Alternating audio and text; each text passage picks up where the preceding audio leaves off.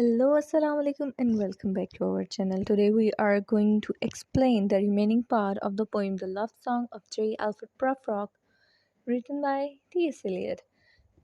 इसका part 1 upload हो चुका है. अगर आप लोगों ने नहीं देखा so go and check it out, and link is given in the description box. So let's get started with our part 2. From the lines, and I have known the arms already, known them all, arms that are bristleted and white and bare. मैं उन तमाम arms को जानता हूँ, यानी उन ladies के arms को जानता हूँ, सबको जानता हूँ. वो आर्म जिसमें ब्रेसलेट पहने हुए, यानी वो जो लड़कियाँ अपनी कलाई में पहनती हैं ब्रेसलेट्स, वो उसको यहाँ पे मेंशन किया उसने. और वो आर्म्स जो कि वाइट है, यानी उनकी जो रंगत है और लेडीज़ की, विमेन की, वो फेयर है, वो वाइट है. एंड बियर में यहाँ पे एक तो मीनिंग आ गया अनकवर्ड है, विदाउट स्लीव्स है. दूसरा ये भी हो सकता है कि विदाउट हेयर्स, यानी कि बॉडी हेयर्स नहीं है उनके. अब ये वाला हमने मीनिंग किस तरह इंटरप्रेट किया, क्योंकि नेक्स्ट लाइन जो है उसकी, but in the lamp light down with light brown hair, क्योंकि जब उनके आर्म जो हैं वो लाइट लैम्प लाइट के नीचे नज़र आ रहे हैं ना, तो उनको लाइट ब्राउन हेयर नज़र आ रहे हैं, जो कि अगर आपका बॉडी फीचर्स आपके या कलर जो है वो वाइट है या फेयर कलर है ना, और अगर आपके हेयर जो है वो लाइट ब्राउन है, तो वो फील ही नहीं होता कि जैसा आपके बॉडी हेयर्स नहीं है. Is it perfume from a dress that makes me so digress. तो कहते हैं क्या ये कपड़ों में से आने वाली परफ्यूम की खुशबू है जो कि मुझे डाइग्रेस यानी डाइवर्ट करिए मेरी अटेंशन को. तो यहाँ पर ऑब्वियसली लेम एक्सक्यूजेस बना रहा है ताकि वो अपने प्रपोजल को डिले कर सके. Arms that lie along a table or wrap about a shawl, वो आर्म, वो बाजू जो कि टेबल के ऊपर रखे हुए हैं और जिनके इर्द गिर्द शॉल लपेटी हुई है. And should I then presume and how should I begin. तो क्या मैं उसको प्रपोज कर लूँ, तो मुझे किस तरह स्टार्ट करना चाहिए कि मुझे. अब यही यहाँ पे डिलेमा या स्टेट ऑफ माइंड है मॉडर्न मैन की, जो शो की गई है. जो मेन इशू है कि डिले करते हैं. They want to do something, वो कुछ ना कुछ करना तो चाह रहे हैं, लेकिन उनको ये नहीं पता कि स्टार्ट कहाँ से लेना है. Shall I say I have gone at dusk through narrow streets and watched the smoke that rises from the pipes of lonely men in shirt sleeves leaning out of windows. तो कहता क्या मुझे यहाँ से स्टार्ट लेना चाहिए कि जब हम शाम को नैरो स्ट्रीट्स यानी तंग सड़कों में से, गलियों में से गुजर रहे थे, तो मैंने धुआं निकलता देखा. कहाँ से? पाइप्स में से, यानी सिगरेट्स या सिगार जो लोनली मैन, तन्हा और अकेले आदमी पी रहे थे, और उनकी जो शर्ट स्लीव्स थी वो नज़र आ रही थी, और वो विंडो में से लीनिंग आउट यानी बाहर को लटक रहे थे. ऑब्वियसली एक तन्हा इंसान है, वो बाहर सड़कों के ऊपर लोगों को आते जाते देखेगा और साथ सिगरेट पी रहा है, सिगार पी रहा है. I should have been a pair of red claws scuttling across the floors of silent seas. अब वो यहाँ पे escapism हमें देखने को मिलता है कि वो कह रहे कि काश मेरे भी रेड क्लॉज होते, यानी मेरे भी रफ पंजे होते, ताकि मैं साइलेंट सीज की जो नीचे है बहुत तेज़ी से मूव कर सकता, जिस तरह के मरमेड्स जो हैं, या ग्रीक मिथ के अंदर हमें देखने को मिलती है मरमेड क्रिएचर जो कि विमेन की बॉडी होती है, लेकिन इसकी टेल फिश की तरह की होती है. तो यानी कि एक सुपर नेचुरल एलिमेंट है. वो कहते हैं कि काश मैं भी वैसे होता, मैं तेज़ तेज़ साइलेंट सीज में मूव कर रहा होता. अब उसने साइलेंट सीज क्यों कहा?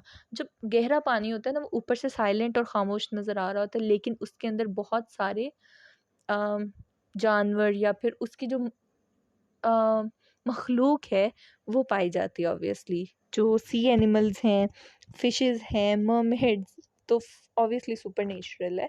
लेकिन हमें इस तरह की क्रिएचर जो है, सी क्रिएचर जो है, वाटर क्रिएचर, वो हमें देखने को मिलती है, लेकिन वो नीचे डेप्थ में होती है, और ऊपर से समुंदर जो होता है वो सुनसान और खामोश लग रहा होता है. In the afternoon the evening sleep so peacefully. और वो कहते हैं कि जो दोपहर शाम बहुत आराम से सुकून से सो रही है. Smooth by long fingers asleep tired or its malingers. वो कह रहे हैं कि जिस तरह लंबी लंबी उंगलियां जो है ना, उनके जिस तरह प्यार से हम उंगलियां किसी के सर में फेरते हैं, या ऊपर बिल्ली के, जानवरों से प्यार करते तो उंगलियां फेरते हैं ना उनके ऊपर, तो उससे वो सो चुकी है, गहरी नींद सो चुकी है, थकी हुई थी. और मिलिंगर्स यहाँ पे कि अगर वो नहीं भी सोई ना, तो वो प्रिटेंड करिए कि वो सो गई, वो सिर्फ एक्ट करिए, दिखावा करिए सोने का. वो कहते हैं stretch on the floor here beside you and me, और यहाँ पे लेटी हुई है फर्श पे तुम्हारे और मेरे साथ ही.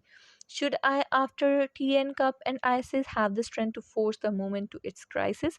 कहते कि क्या चाय पीने के बाद या केक्स खाने के बाद और आइसिस यानी कोल्ड कॉफ़ी पीने के बाद, यानी कि रिफ़्रेशमेंट है ना, रिफ़्रेशमेंट टू एनर्जाइज हिमसेल्फ, ताकि उसका दिमाग खुले और वो अ, उसके पास एक हिम्मत आए कि वो कोई काम कर सके, उसके होश जो हैं वो ठिकाने लगे. जिस तरह इंसान की आंखें खुल जाती है कोल्ड कॉफ़ी पी के या कॉफ़ी या चाय पीकर, तो वो इस सेंस में कह रहा है. तो वो क्वेश्चन कर रहा है कि क्या ये सब कुछ करने के बाद भी मेरे अंदर इतनी हिम्मत आ जाएगी कि मैं उन क्राइसिस को फेस कर सकूंगा. कौन से क्राइसिस?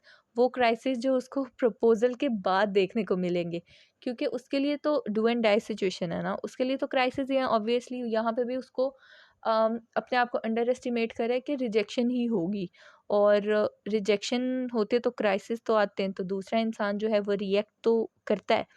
तो वो कह रहे हैं कि क्या मैं उसको फेस कर सकूंगा, क्या मेरे पास इतनी ताकत और इतनी हिम्मत है. बट दो I have wept and fasted, wept and prayed, though I have seen my head grown slightly bald, brought in upon a platter. वो कहता है कि अब यहाँ पर रिलीजियस थोड़ा सा हो रहा है. वो कह रहा है कि मैं बहुत रोया हूँ, मैंने रोज़े रखे हैं, ऑब्जर्व द फास्ट यानी कि, और रोया हूँ, दुआएं की हैं, नमाजें पढ़ी हैं, और लेकिन मैं अपना जो सर है तुम्हारे प्लेटर में यानी तुम्हारी प्लेट में देख रहा हूँ. ग्रोन स्लाइटली बाल्ड यानी कि जो हमने पहले देखे कि वो थोड़ा सा गंजा है. तो वो कहते हैं कि मैं अपना जो कटा हुआ सर हूँ ना तुम्हारे सामने प्लेट में पड़ा देख रहा हूँ.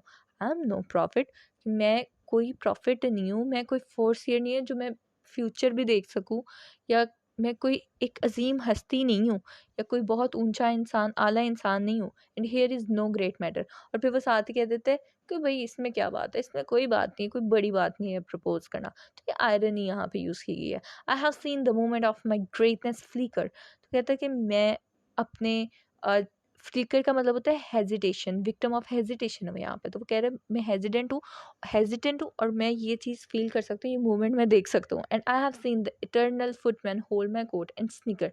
स्निकर का मतलब लाफ है. Eternal footman god of death, Greek mythology में कहा जाता है गॉड ऑफ डेथ को इटर्नल फुटमैन. तो कह रहे हैं जो इटर्नल फुटमैन है वो मेरे कॉलर कोट को पकड़ के हंस रहा है मेरे ऊपर. क्यों? अब यहाँ पे एक तो ये कि एक तो वो डिले करी जा रहा है, उसकी हालात, उसकी कंडीशन देख के ऊपर आ रहा है. दूसरा ये कि वो एक मिडिल एज मैन है, वो यंग मैन नहीं है.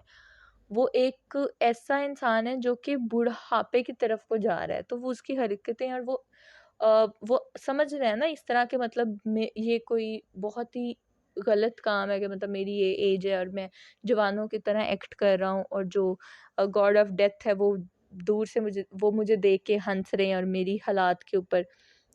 और फिर वो आखिरकार मान जाते हैं. And in short I was afraid, मतलब सारी चीज़ें गई साइड पे हो गई. मैं तो घबराया हूँ, मैं तो अफ्रेड हूँ असल में. And would it have been worth it after all? After the cups, the marmalade, the tea, among the porcelain, among some talk of you and me, would it have been worthwhile? तो क्या कहते हैं कि क्या इसकी कोई कदरो कीमत, कोई अहमियत भी है कि जो मैं कप्स के कप्स पी रहा हूँ, या मार्मलेड एक स्पेशल टाइप ऑफ जैम होता है वो खा रहा हूँ, टोस्ट के साथ ऑब्वियसली खा रहा होगा, चाय पी रहा हूँ, किसके अंदर पी रहा है, पोर्सलीन जो कि चीनी की मिट्टी के बर्तन होते हैं उनको कहा जाता है, थोड़े प्रेशियस होते हैं, इस वजह से उसने यहाँ पे उसका जिक्र किया है. तो उनमें पी रहा हूँ और तुम्हारे साथ और हम दोनों आपस में बातें कर रहे हैं जनरल टॉपिक्स के ऊपर ना, ऐसी. तो क्या इसकी कोई अहमियत भी है? To have bitten off the matter with a smile, to have squeeze the universe into a ball. तो क्या बाइटन ऑफ का मतलब स्टार्ट करना, तो क्या मैं अपनी स्माइल के साथ स्टार्ट कर सकता हूँ. For certain turn to the point, obviously यहाँ पे है कि वो अपने पॉइंट की तरफ, प्रपोजल की तरफ मोड़ना चाह रहा है सारी कन्वर्सेशन को आखिरकार. To have squeeze the universe into a ball का मतलब, स्क्वीज का मतलब रोल कर लेना. अब पूरी यूनिवर्स को एक बॉल के अंदर स्क्वीज करना, एक पूरी कायनात को एक गेंद के अंदर तब्दील करना बहुत मुश्किल काम है. और इसी तरह उसके लिए वो क्वेश्चन पूछना भी, यानी उसको प्रपोज करना भी वैसे ही बहुत इंपॉर्टेंट और बहुत डिफ़िकल्ट है. एंड ऑलमोस्ट इम्पॉसिबल भी कह लें, to roll it towards some overwhelming question, और जो पूरी कायनात है उसको बॉल बना के जो अपने इम्पॉर्टेंट जो क्वेश्चन है उसकी तरफ को लेके जाना चाहता हूँ, क्योंकि उसके लिए जो सेंटर पॉइंट है पूरी कायनात का, पूरी यूनिवर्स का, वो उसका वही क्वेश्चन है, उसका वो प्रपोजल है, उसके वो इमोशंस या फीलिंग्स हैं जो उसके लिए वो फील करता है अपने बिलावेड के लिए। तो इस वजह से इसने यहाँ पे हाइपरबोली का इस्तेमाल किया, to say I am Lazarus come from the dead, come back to tell you all, I shall tell you all. तो कहते हैं कि हाँ ये कहूँगा मैं लेजरस हूँ, यानी ग्रीक मिथ के अंदर है कि एक डेथ मैन जो कि फौत हो चुका है, मर चुका है और वो दोबारा ज़िंदा हुआ है। अब यानी कि मरने के बाद मैं दोबारा ज़िंदा हुआ हूँ और मैं तुम्हें ये बताने के लिए आया हूँ, और मैं तुम्हें सब कुछ बता दूँगा। वो कहते हैं ना मौत को छू के टक से वापस आ जाना वाली सिचुएशन है इसके लिए, कि मतलब एक इंसान के लिए उसके लिए डू एंड डाई सिचुएशन है, कि उसके लिए इतनी हिम्मत नहीं है उसके अंदर कि वो ये क्वेश्चन कर सके, तो उसके लिए ये मरने के बराबर ही है। और अगर वो क्वेश्चन कर लेगा तो इस तरह ही है कि वो बस मौत के बहुत करीब से वापस आ गया। इफ़ वन, कि जिसने सारा मौत का प्रोसीजर देखा, क्योंकि जो इंसान मरता है वही मरने का एहसास जो है वो फील कर सकता है, बाकी सिर्फ इमेजिन कर सकते हैं कि ऐसा होगा वैसा होगा। If one settling a pillow by her head should say that is not what I meant at all, that is not at all। तो यहाँ पे कह रहे the one, वो women जो है, women वो अपना जो पिलो है अपने सर के नीचे सेट करते हुए कहेगी कि ये तो नहीं, मेरी इंटेंशंस या मेरी डिज़ायर इंक्लिनेशन जो थी वो ऐसे थी नहीं, कि मुझे तो तुमसे प्यार नहीं है, जो तुम्हारी इमोशंस या डिज़ायर, अगर मैं तुम्हारे से फ्रेंडली फ्रैंक होकर बात कर रही हूँ तो इसका मतलब ये नहीं था कि मेरे दिल में भी वही फीलिंग्स है। और तो ये यहाँ पे फोर्सी पहले से कर रहा है, एंटिसिपेट कर रहा है, दूरंदेशी कर रहा है, पेशन गोइयाँ कर रहा है कि वो आगे से कहेगी कि इस तरह का तो कुछ भी नहीं है। And would it have been worth it after all, would it have been worth while. तो कहते हैं कि क्या इसकी कोई अहमियत है, क्या इसकी कोई कदर भी है। After the sunsets and the door yards and the sprinkled streets, after the novels, after the teacups, after the skirts that trail along the floor, and this and so much more। उसने ये सारी list बताई है कि sunsets, सूरज डूब गया, door yards, और जो पानी छिड़का गया है सड़कों के ऊपर ताकि थोड़ी सी नीट एंड क्लीन हो, स्ट्रीट जो हैं, नॉवेल्स पढ़ने के बाद, चाय पीने के बाद, और वो जो सड़क के ऊपर थोड़े सा जो स्कर्ट होते हैं जिसका फ्रेल थोड़ा बड़ा होता है, जो फर्श को लग रही होती है, फ्लोर को लग रही होती है, तो इन सब और बहुत सारी और चीज़ों का क्या कोई भी अहमियत है? इज इट इम्पॉसिबल टू से जस्ट व्हाट आई मीन। वो कहते हैं ये तो इम्पॉसिबल है ना कि ये कहना भी मेरे लिए। And but as if a magical lantern through the nerves in patterns on a screen, would it have been worthwhile। वो कहते हैं कि काश इस तरह हो ना कि एक मैजिक लैंटर्न हो जो कि मेरी जो इमोशंस हैं उनका पैटर्न स्क्रीन के ऊपर जाहिर कर सके, जैसे अल्ट्रासाउंड मशीन होती है जो हमारी जो बॉडी है उसके अंदर बता देती है, अंदर का इंटरनल जो व्यू होता है वो दिखाती है। या फिर हमारी ईसीजी जब करते हैं तो हार्ट बीट या हार्ट रेट जो है वो पता लग जाता है। तो कहता है कि काश ऐसी मशीन हो जो उसकी इस टाइम जो उसकी इमोशंस या नर्व्स हैं या उसके लिए जो फीलिंग्स है वो फील करता है, वो भी स्क्रीन के ऊपर नज़र आ पाती। तो ये भी एक मॉडर्न इन्वेंशन या साइंस और साइंटिफिक जो गैजेट है उसका ज़िक्र हुआ है, क्योंकि और पहले ज़्यादातर साइंटिफिक गैजेट को मैजिक भी समझा जाता था। तो इसी तरह वो कह रहे हैं कि मैजिक लैंटर्न हो के अंदर का मेरा सब कुछ स्क्रीन पे नज़र आ जाए। फिर वो कहते हैं कि क्या इसकी फिर भी कोई अहमियत है, worthwhile. If one settling a pillow or throwing off a shawl and turning toward the window should say that is not at all, that is not what I meant at all। और क्योंकि इसकी क्या इसकी कोई value भी है कि मतलब वो वुमेन जो है वो बिलवेड जो है उसकी, वो पिलो को अपनी शॉल को साइड पे फेंके और विंडो की तरफ मुड़ जाए और कहे कि ये तो नहीं मेरा मतलब था, या मेरी इमोशंस या मेरी डिज़ायर तो तुम्हारे लिए इस तरह का कुछ भी नहीं है, और वो उसको कोल्ड रिस्पॉन्स दे यानी उसको रिजेक्ट कर दे। No I am not prince Hamlet nor was meant to be. अब यहाँ पे वो कह रहे हैं कि मैं प्रिंस प्रिंस हैमलेट नहीं हूँ और ना मैं बनना चाहता हूँ, क्योंकि यहाँ पे असल में प्रिंस हैमलेट एल्यूजन यहाँ पे शो किया गया। प्रिंस हैमलेट शेक्सपियरन प्रोटैगनिस्ट हैं शेक्सपियर के ड्रामा हैमलेट के। प्रिंस हैमलेट जो कि रिलक्टेंट का शिकार है, टू बी और नॉट टू बी का क्वेश्चन है उसके अंदर फंसे हुए हैं कि क्या उनको करना चाहिए या नहीं करना चाहिए। तो यही डिले जो है वो हम इसके अंदर हमें फ्रॉक के अंदर देखने को मिलती है। तो वो यहाँ पे वो कह रहे हैं कि मैं तो हेमलेट नहीं हूँ कि जो डिले कर रहा है और टाल मटोल कर रहा है बातों को, ना मैं बनना चाहता हूँ। Am an attendant lord one that will do to swell a progress start a scene or two. तो कहते हैं मैं वो कोर्टियर, वो दरबान हूँ जिसके कहने से स्वेल यानी स्टार्ट करने से ही सीन स्टार्ट होता है। कोई भी अगर बादशाह या प्रिंस है, कोई बैठा हुआ है, तो उससे कोई भी तब तक वज़ीर वगैरह या कोई भी कोई सवाल या बात नहीं कर सकता जब तक वो दरबान या जो अटेंडेंट लॉर्ड होते हैं वो उसको इजाज़त ना दे दें या वो प्रोसीडिंग जो है वो स्टार्ट ना कर दे। और फिर उसका काम होता है जिस तरह पोलोनियस था हेमलेट प्ले के अंदर, advise the prince no doubt an easy tool. वो कहते हैं कि वो प्रिंस को एडवाइस भी करता है, बताता भी होता है। नो डाउट वो एक ईजी मैन है, ईजी टूल है।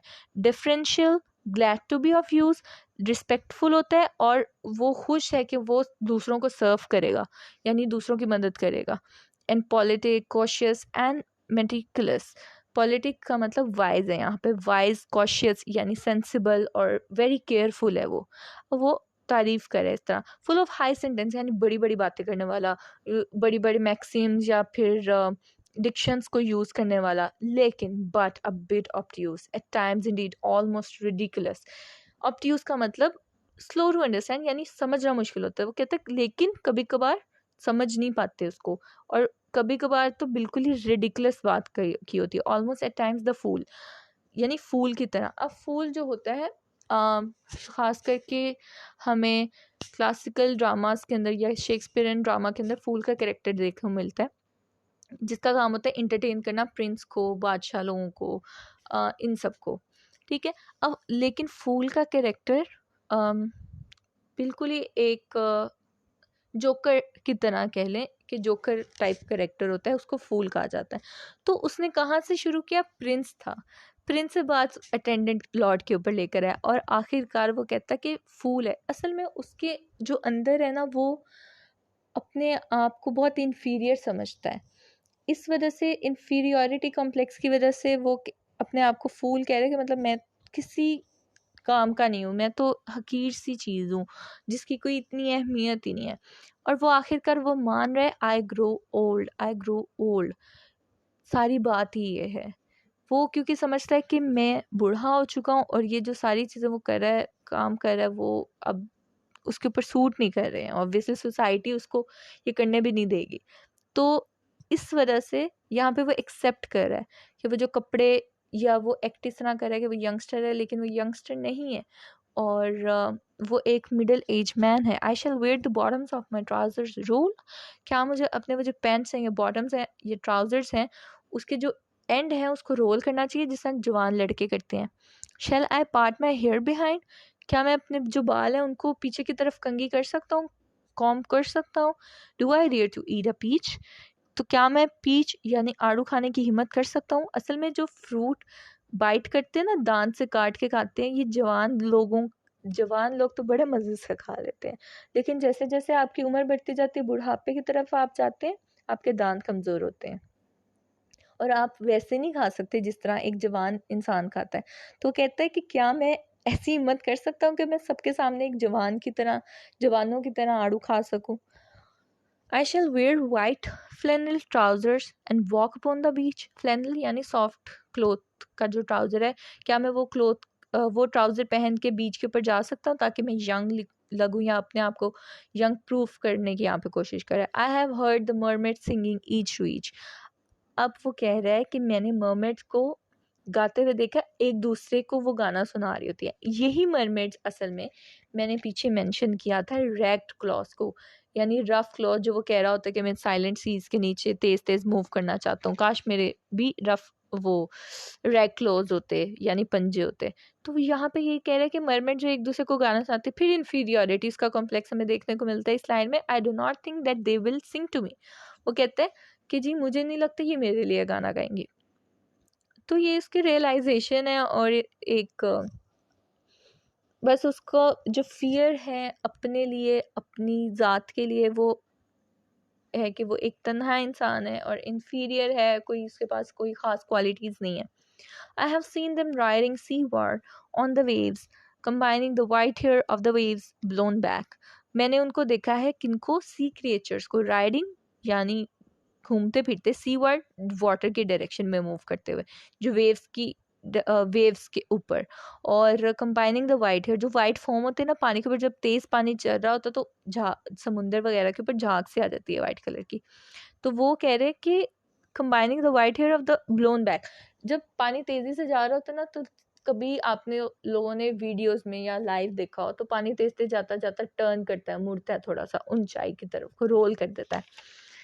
तो वो यहाँ पे वही बात हो रही है। और फिर वो आगे कहते हैं when the wind blows the water white and black we have lingered the chambers of the सी।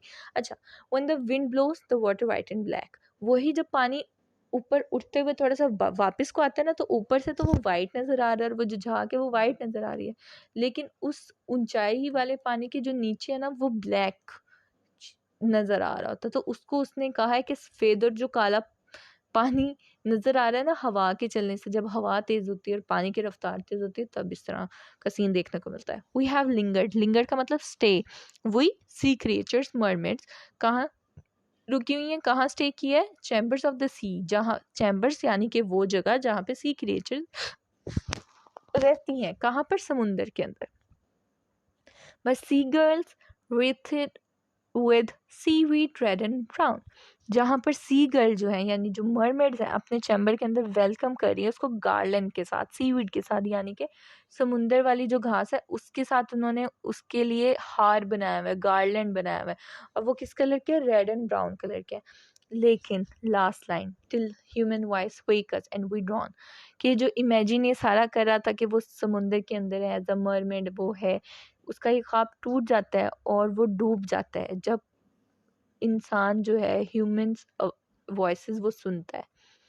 असल में वो यहाँ पर, असल में वो तन्हा था और वो तन्हा ही रह गया। जैसा मैंने पहले बताया था कि ये एक ट्रेडिशनल लव सॉन्ग नहीं है, और ये आयरॉनिकल आयरनी ऑफ सिचुएशन है कि इसमें वो क्या था, वो तन्हा था और वो तन्हा ही रह गया, और वो सिर्फ रिलक्टेंट रहा और उसने डिले ही करता रहा है वो, और उसकी जो इंडिसिसिवनेस थी वो हमें देखने को मिलती है। और इसी तरह बहुत सारे और जो लोनली मैन हैं जो उसको नज़र आए वो भी ऐसे ही थे obviously.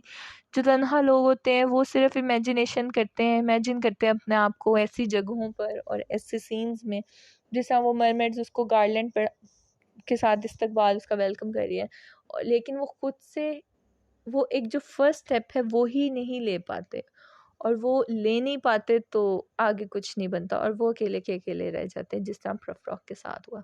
Thank you so much for watching the video. If you like it, please like, comment and subscribe. Thank you.